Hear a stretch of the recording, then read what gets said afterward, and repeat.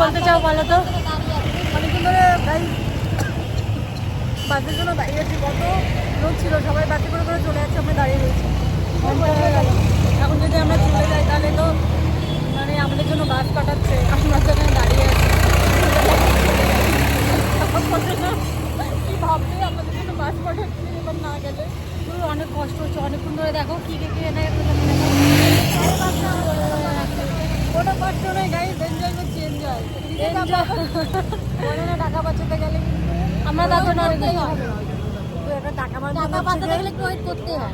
সরকার আমাদের ফ্রিতে দিচ্ছে, সরকার খারাপ পাবে না বলো তো, তাহলে 5 টাকা দিচ্ছি, এরা বোঝে না। বুঝাও কেউ বুঝাও, এদেরকে বুঝাও, ঠিক আছে, একে বুঝাও কেউ।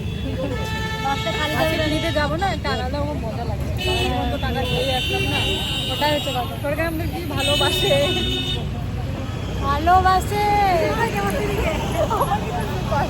আমি তো সরকারি কথা চলি না, আমার জন্য বাস পেটাই, ওরা আমার জন্য বাস পেটাচ্ছে। যদি গাড়িতেও যেতে চায় না, শুধু সরকারি বাসে যেতে চায়, মানে পরিবারে যেতে চায় না, শুধু সরকারি বাসে যেতে চায়। হ্যাঁ, আমার খুব প্রিয়, আমাকে স্পেশাল ভাবে বাস পাঠাচ্ছে। বাসের জন্য ওয়েট করে আছি, 3-4টে বাস। প্রথমটা তো আমাদের জন্য দাঁড়ালোই না, দাঁড়াতে বললাম, সুসুর করে বাসটা চলে গেল।